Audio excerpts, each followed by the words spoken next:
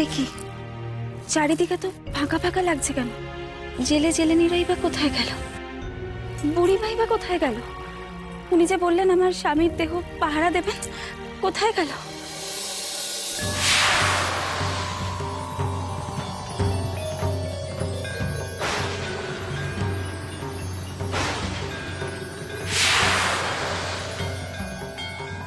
এ কি, আমার স্বামীর দেহ কোথায় গেল? এখানে যে অজস্র জবা ফুল ভর্তি, কোথায় গেল আমার স্বামীর দেহ?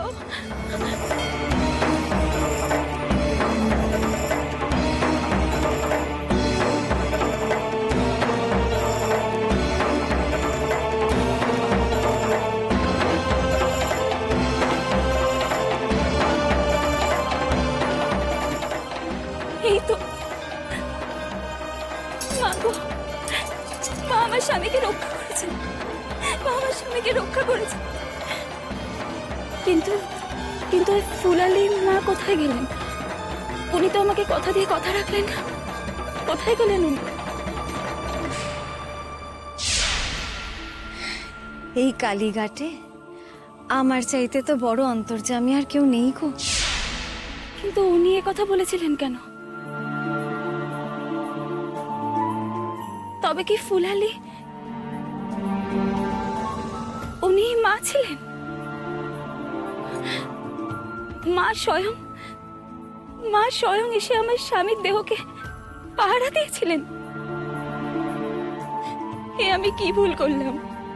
মৃন্ময়ী মায়ের রূপ দর্শন করতে গিয়ে চিন্ময়ী মাকে চিনতে পারলাম না। আমাকে ক্ষমা করে দিও মা, আমি তোমায় চিনতে পারিনি, আমাকে ক্ষমা করে দিও, ক্ষমা করে দিও।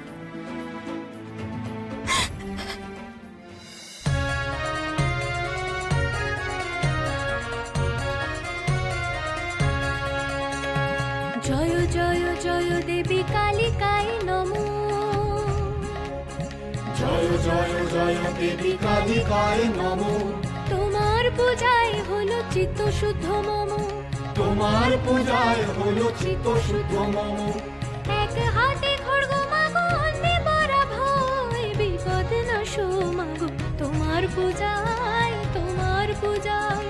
বিপদ নাশো মাগো তোমার পূজায়, তোমার পূজায়। জয় জয় জয় দেবী কালিকায় নমো।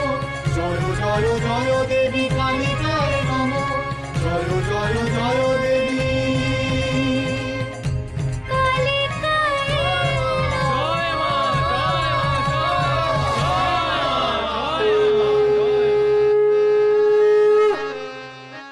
মাগো, আমিও যেন এমনই সতী হতে পারি, যেন আমার স্বামীর বিপদে তার পাশে থাকতে পারি, তাকে উদ্ধার করতে পারি।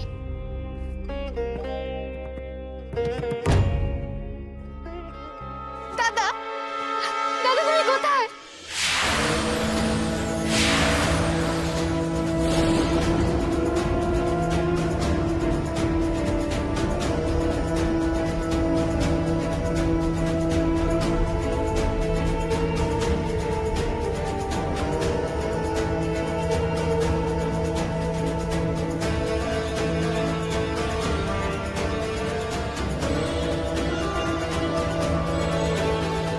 পদ্ম এখানে? পদ্ম তুমি এখানে? কি হয়েছে কি? তুমি তুমি এভাবে কাঁদছো কেন? রাজামশাই, ও পদ্ম মানে রাঘবের দ্বিতীয় স্ত্রী।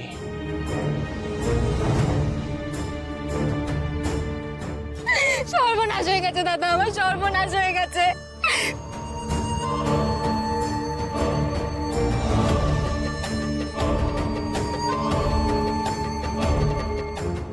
কপাল পুড়েছে আমার।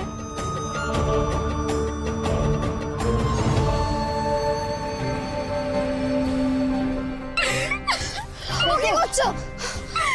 কি করছো তুমি? ওটা এইভাবে এই অস্থির সব চিহ্ন নষ্ট করতে চাইছো কেন? এতে যে তোমার স্বামীর অকল্যাণ হবে। কি হয়েছে পদ্ম? উত্তেজিত না হয়ে আমাকে বলো, কি হয়েছে? তোমার স্বামী কোথায় বোন? তুমি কেন কিছু বলছো না? মা, মাগো, পদ্ম কিছু না জেনেই নিজের শাখাপলা ভাঙতে চাইছিল। তুমি আমার স্বামীর অকল্যাণ করো না। চুপ করো তুমি, চুপ করো। আর সতীপনা দেখিও না দয়া করে।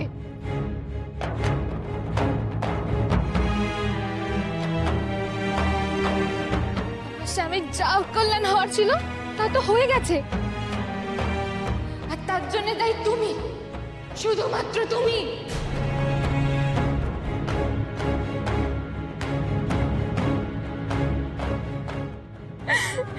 তোমার জন্য আমি তাকে হারিয়েছি। কেন এত বড় সর্বনাশ করলে? বলো, বলো কেন করলে?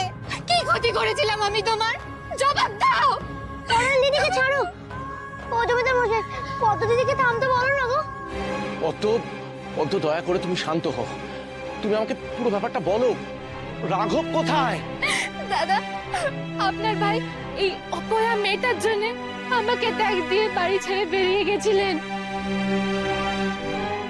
সে যদি এমন ভাবে বাড়ি থেকে না বেরোতো, এই জঙ্গলের পথে না আসতো, তাহলে তো আমাকে আমার শাখা এমন ভাবে আছড়ে ভাঙতে যেতে হতো না। কিন্তু পদ্ম, আমি কিছুতেই একটা কথা বুঝতে পারছি না, রাঘবের করালিকে খুঁজতে যাওয়ার সাথে তোমার শাখাপলা ভেঙে ফেলার কি সম্পর্ক? সে তোমাকে অস্বীকার করেছে বলে তো তুমি তার মঙ্গল চিহ্ন ভেঙে ফেলতে পারো না। এটা তো কোনো হিন্দু নারীর ধর্ম নয়। কিন্তু হিন্দু নারী যদি নিজের স্বামীকে চিরটা কালের জন্য হারায়, তাহলে তো এই স্ত্রীর প্রত্যেকটা লক্ষণ মুছে ফেলতে হয় তাকে। আপনার ভাই আর নেই দাদা, নেই। তাকে জঙ্গলের পথে সাপে কামড়েছে।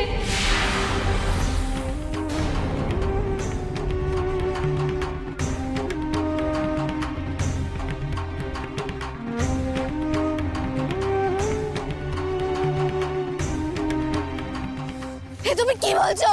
কি বলছো তুমি? আমার স্বামীকে সাপে কেটেছে? পদ্ম, কোথায় রাঘব? কোথায় সে? পদ্ম দিদি, তুমি কি বলছো? ছোট জমিদার মশাইকে সাপে কামড়েছে? কি সাপ? আমি কিচ্ছু জানি না। ছোট জমিদার মশাই এখন কোথায়? বনের মধ্যে।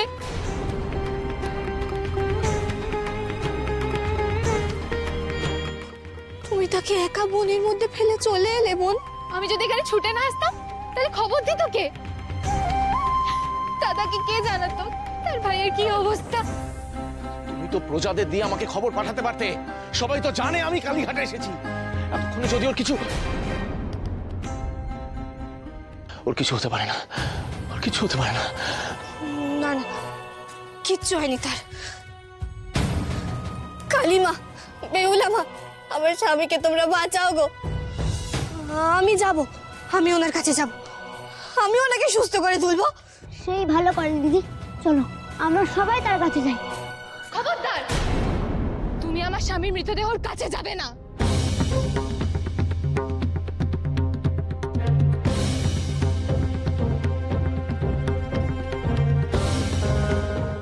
না না, আমার অলক্ষণের কথা মুখে এনো না বোন। তাকে সাপে কেটেছে বলেই যে তার জীবন চলে যাবে এমন তো নাও হতে পারে। ঠিক বলেছো কাল দিদি, ছোট জমিদার মশাই হয়তো বিষে অচেতন হয়ে রয়েছেন। মায়ের কৃপায় হয়তো তিনি সুস্থ হয়ে উঠবেন। তা কি আর সম্ভব? বিষে তো তার শরীর নিথর হয়ে গেছে, কোনো জ্ঞান নেই। এতক্ষণে হয়তো তোমার স্বামীকে সাপে কেটেছে তা দেখেছো, কিন্তু তার শরীরে প্রাণ আছে কিনা সেটা কি দেখেছো? তাহলে বুঝলে কি করে তিনি মারা গেছেন? তেমন বিষধর সাপ না হলে ছোট জমিদার বাবুর ক্ষতি নাও হতে পারে। হ্যাঁ, আমরা তো বনে জঙ্গলে ঘুরি, কোন সাপে কেমন বিষ তা দেখেই বলে দিতে পারি। তবে কি তিনি বেঁচে আছেন? খুব ভালো কাজ করেছো। তাকে সাপে কামড়েছে দেখে তুমি তাকে ছেড়ে চলে এলে, ধরে নিলে যে সে মারা গেছে।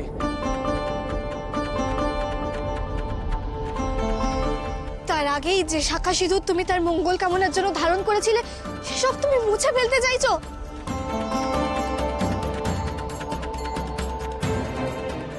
একবারও ভাবলে না যদি এতে তার সত্যিই কোনো বিপদ হয়? সময় মতো বুদ্ধির কাছে নিয়ে গেলে হয়তো মানুষটা বেঁচেও যেতে পারে পদ্ম দিদি। এখানে এসে হই হুল্লোড় করার জায়গায় আমাকে তুমি খবরটা দিতে পারতে। আমিও চিকিৎসার বন্দোবস্ত করতে পারতাম।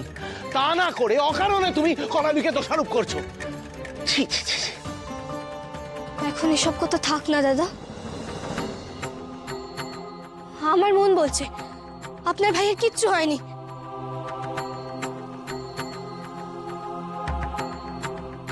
আমারও তাই মনে হচ্ছে করালি। আপনাদের মনে হচ্ছে তো আমি মিথ্যে কথা বলছি? বিশ্বাস না হলে চলুন আমার সাথে বনে। আমি তোমার সাথে কোনো তর্কে জড়াতে চাই না।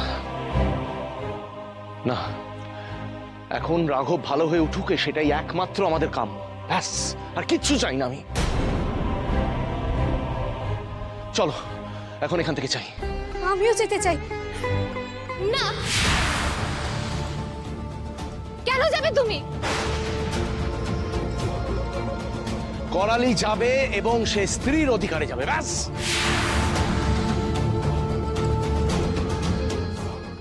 আমরা সবাই যাব জমিদার মশাই, আমরা সবাই ছোট জমিদার মশাইয়ের কাছে যাব।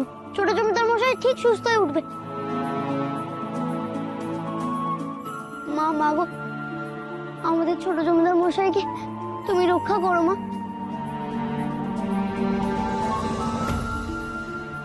রাগ অভিমান সব দূরে থাক বোন। আমাদের স্বামীকে বাঁচানোই আমাদের একমাত্র ব্রত হোক। দোহাই তোমার, আমাকে নিয়ে চলো সেখানে। ঠিক আছে, আসুন আসুন আমার সাথে। চলো জমিদার মশাই, চলবে নি, তোমরা সবাই চলো। চলো চলো চলো চলো।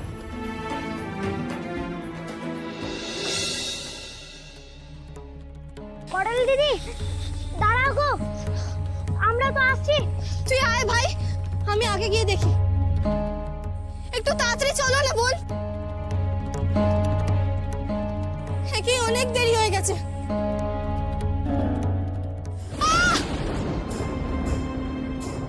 করালি দিদি, করালি দিদি, করালি দিদি।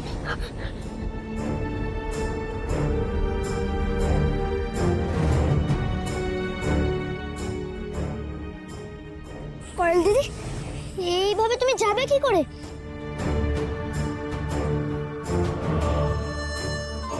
আমার কিচ্ছু হয়নি ভাই, আমি পারবো। আমাকে আমার স্বামীর কাছে যেতেই হবে।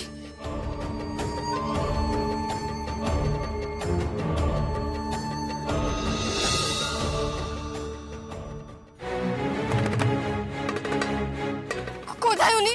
তুমি যে বললে এখানেই আছে, কোথায়? ওই তো ওখানে পড়ে আছে।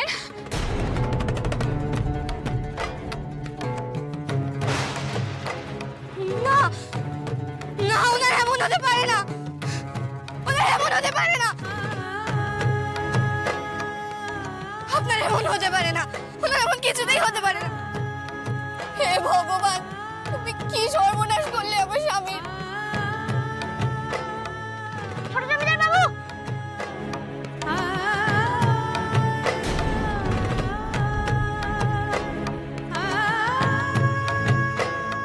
রাঘব, আমার ভাই। রাঘব, রাঘব, আমার দিকে তাকা। এই দেখ, তোর দাদা এসে গেছে, তোর দাদা এসে গেছে। একবার চোখটা খোল ভাই, একবার চোখটা খোল। উনি তাকাচ্ছেন না কেন জমিদার বাবু? আর ওনার গোটা শরীর এমন নীল হয়ে গেছে কেন?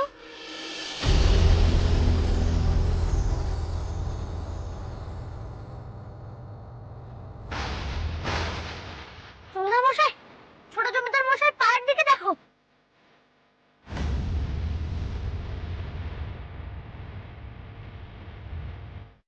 এ তো কাছাকাছি ছবি মনে হচ্ছে। হ্যাঁ তাই তো, এই সাপ যাকে একবার ছোবল দেয় সে জল চাইবারও সুযোগ পায় না, তার কি প্রাণ হারায়।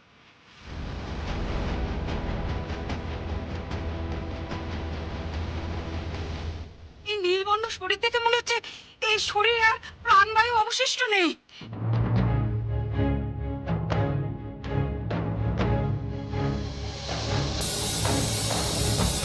যে করেই হোক, এই এই তোমরা শুনেছো, যে করেই হোক আমার ভাইকে বাঁচাতে হবে। এই কে আছো?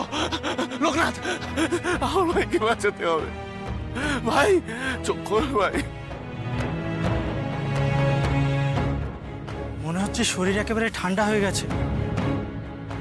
মাফ করবেন জমিদার বাবু, আপনার ভাইকে বোধহয় আর বাঁচানো সম্ভব হবে না। না, খবরদার আমার স্বামীর কাছে যাবে না, ছবে না তুমি ওকে। কি বলছো তুমি? কেন এমন বলছো? তোমার জন্য আমি বিধবা হয়েছি, এবার তোমাকেও বিধবার বেশ ধরতে হবে। মুছে ফেলো কপালে এই সিঁদুর।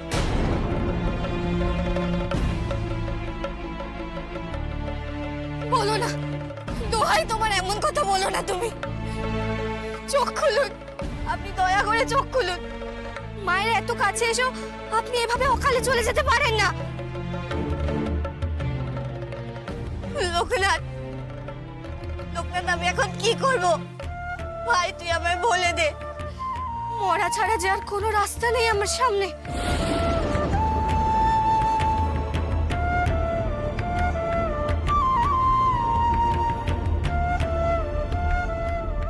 ছি করেন দিদি, আজ বেহুলার পালা দেখার পর, বেহুলার উপাখ্যান দেখার পরও তুমি এই কথা বলছো? মন শক্ত করো করেন দিদি, আর এখন কি করবে সেটা ভাবো। কিভাবে ফিরবে বলো লখাইয়ের প্রাণ? মরা মানুষ বাঁচে কিসে কে জানে সন্ধান, কে জানে সন্ধান।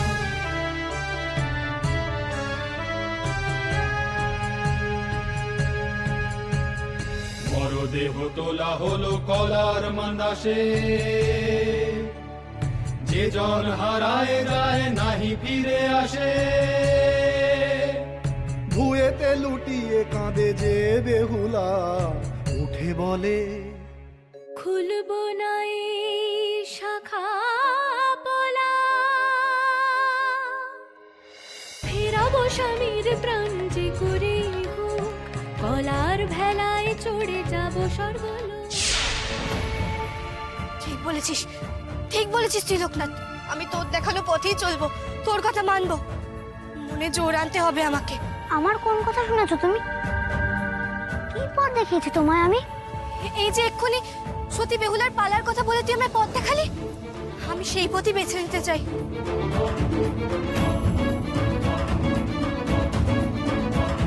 কি বলছো তুমি করাল দিদি? সত্যি বেহুলার মতো কলার ভেলায় করে ছোট জমিদার মশাইকে নিয়ে তুমি জলে ভেসে যাবে? হ্যাঁ লোকনাথ, আমি তাই চাই। না, তুমি আমার স্বামীকে কোথাও নিয়ে যেতে পারবে না। সরো, সরে যাও এখান থেকে। আমার স্বামীর মৃতদেহ ছোঁয়ার তোমার কোনো অধিকার নেই। খবরদার, খবরদার বলছি। ওনার শরীরকে মৃতদেহ বলবে না, উনি মরেননি, মরতে পারেন না। জমিদার বাবু, আপনি অনুমতি দিন, আমি ওনাকে নিয়ে কলার ভেলায় ভেসে যেতে চাই, ওনার প্রাণ ফিরিয়ে আনতে চাই, সতী বেহুলার মতো।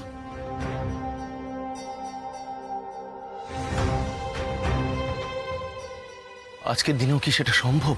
আমি বেঁচে থাকতে আমার স্বামীকে আমি কোথাও নিয়ে যেতে দেব না। সরে যাও করালি, না হলে আমি কিন্তু তোমাকে শেষ করে দেব। দোহাই তোমার, আমাকে একটা সুযোগ দাও। আমি কথা দিচ্ছি, তোমার স্বামী তোমারই থাকবে, আমি ওনার উপর কোনো অধিকার ফলাবো না। আমার শুধু সিঁথির সিঁদুরটুকুই থাক। তুমি আমাকে একটা সুযোগ দাও না গো, একবার ওনার প্রাণটা ফিরিয়ে আনতে দাও। এত বিশ্বাস তোমার? একটা মরা মানুষের প্রাণ ফিরিয়ে আনবে? আমি একবার ওনার প্রাণ ফিরিয়ে এনেছিলাম, মা কি আরেকবার আমাকে সেই আশীর্বাদ করবেন না? কিন্তু করালি, এই যে সাক্ষাৎ কাল সর্পের দংশন, একে তুমি বাঁচাবে কি করে? আমার ভাইটা যে আর নেই বোন, এবার তুমি ওকে মুক্তি দাও। না দাদা, আমায় একটা সুযোগ দিন। এত বিশ্বাস তোমার মনে করালি? এত বিশ্বাস? এত বিশ্বাস যে লোকনাথই আমাকে দিয়েছে, ওই ভরসা জুগিয়েছে আমাকে। কিন্তু লোকনাথ, তুমি তোমার দিদিকে বোঝাও, ও যে রাস্তা এগিয়ে যেতে চলেছে সে যে বিপদের রাস্তা। এইভাবে রাঘবের শরীর নিয়ে ভেসে পড়া, ওর যদি কিছু হয়ে যায় তাহলে আমি ভবানী বাবুকে কি জবাব দেব? বোঝাও ওকে। তুমি সত্যি বেহুলার পথে যেতে চাও করালি দিদি?